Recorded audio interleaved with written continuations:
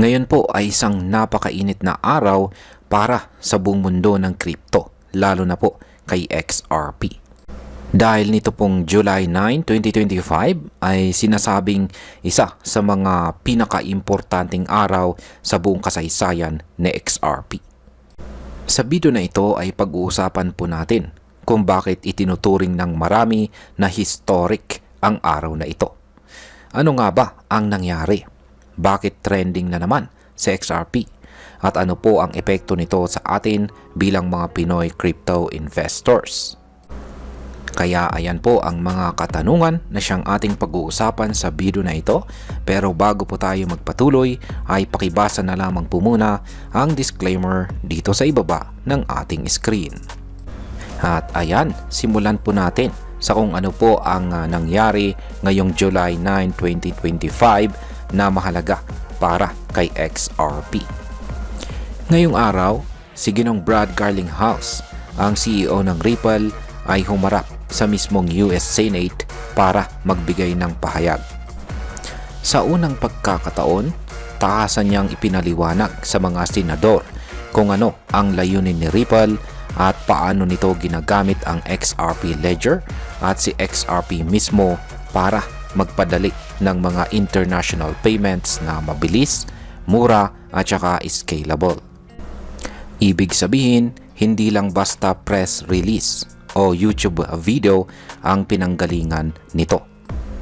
Mismong sa loob ng gobyerno ng Amerika, sa harap ng mga lawmakers, ipinaglaban ni Ginong Garlinghouse ang kinabukasan ni XRP.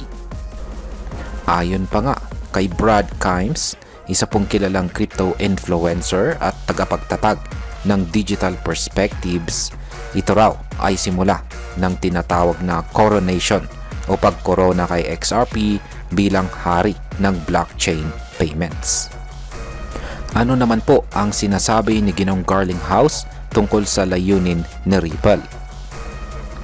Malinaw po ang punto ng CEO. Simula pa lang, pinili na ni Ripple na makipagtulungan sa mga regulators at saka policy makers. Hindi po sila nagtago o nagtangkang umiwas sa mga batas. Sa katunayan ay may hawak na silang mahigit 60 crypto payment at money transmitter licenses sa loob at labas ng Amerika. Ibig sabihin, legal na legal ang operasyon ni Ripple sa iba't ibang bansa. At ayon po kay Ginong Garlinghouse, ang layunin ng kumpanya ay makabuo ng tinatawag nilang Internet of Value kung saan pwede kang magpadala ng halaga o pera kasing dali ng pagpapadala mo ng email. Ang sentro po ng technology na ito ay si XRP Ledger at ang fuel po ng system na ito ay walang iba kundi si XRP. Ano naman po ang naging desisyon sa kaso ng Ripple laban sa SEC? Alam naman natin na simula pa noong 2020 ay may malaking kaso si Ripple laban sa US Securities and Exchange Commission or SEC. Ang tanong po noon ay si XRP ba ay isang security or hindi? Ngayon ay malinaw na po ang sagot. Ayon sa korte, hindi isang security si XRP. Panalo po si Ripple sa laban at dahil dito ay nabura na ang matagal na agam-agam at takot ng mga investors tungkol sa legalidad ni XRP. Napakalaking bagay nito dahil maraming institutional investors ang natakot pumasok noon dahil sa pending na kaso. Pero ngayon, legit na si XRP kaya inaasahang maraming bagong kapital ang papasok. Ano naman po ang RLUSD at ano ang ambisyon ni Ripple sa loob ng banking system ng Amerika? Hindi lamang po yan. Kamakailan lamang ay inilaunch ni Ripple ang sarili nitong stablecoin na tinatawag na RLUSD. Isa po itong US dollar-backed stablecoin, ibig sabihin ay back po ito ng totoong USD at hindi po basta-basta made devalue. Pero ang mas exciting po dito, ilang araw bago ang Senate hearing ay nag-apply din si Ripple ng National Banking Charter at Master Account sa Federal Reserve. Para sa mga hindi po pamilyar, ito ay mga lisensya na nagbibigay po ng full access sa US banking system. Kung maaprubahan po ito, si Ripple ay halos magiging parang bangko na rin, pero blockchain-based. Ibig sabihin, pwede na silang mag-operate ng mas malawak, mas mabilis, at may mas malaking kontrol sa pera, lalo na sa cross-border payments. Paano naman po tinanggap ng XRP community ang lahat ng ito? Siyempre, ang buong XRP community ay tuwang-tuwa at puno ng excitement. Para sa kanila, ito na raw ang simula ng bagong yugto sa buhay ni XRP. Hindi lang ito basta altcoin. Sa tingin ng marami, si XRP ay magiging isa sa mga pundasyon ng global financial system gamit ang blockchain. Nagsimula na nga ang mga tawag para sa mas malawak na adoption.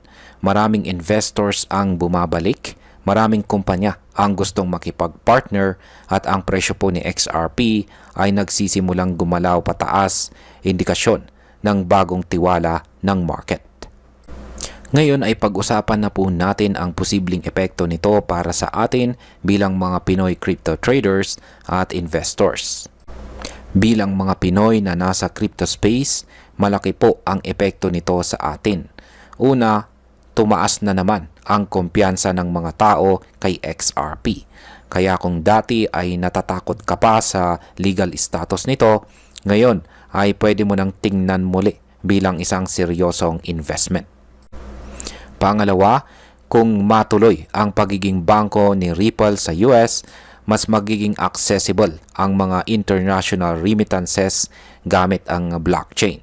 Posible pong magkaroon tayo ng mas murang padala galing abroad at dahil sa RLUSD, baka magkaroon tayo ng alternative stablecoin bukod kay USDT at USDC na mas regulated. Pangatlo, kapag tuluyang na-adapt si XRP sa mainstream banking system, tataas po ang demand sa coin na ito. At kapag tumaas ang demand, alam na natin ang kasunod.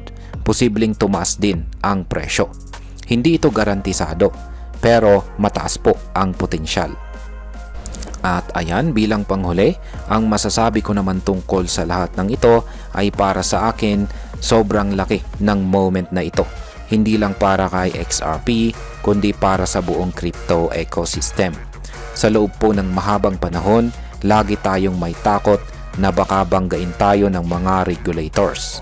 Pero si Ripple pinili ang mahirap na daan, ang makipagtulungan sa gobyerno imbes na iwasan ito. Ngayon ay unti-unti na nating nakikita ang bunga ng kanilang diskarte. Legal, regulated, at posibleng maging bahagi ng global financial structure.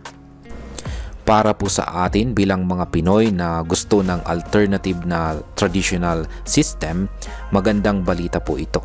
Ibig sabihin, hindi lang tayo basta nakikisabay sa uso. Posibleng bahagi tayo ng bagong hinaharap ng global finance. Kaya mga ka-crypto, wag nating basta baliwalain ang mga ganitong developments. Patuloy po tayong mag-research, magbasa at maging updated sa galaw ni XRP. At ayan, hanggang dito na lamang po tayo sa video na ito mga ka-crypto. Marami pong salamat sa panonood. Ingat po tayo lagi at God bless po sa ating lahat.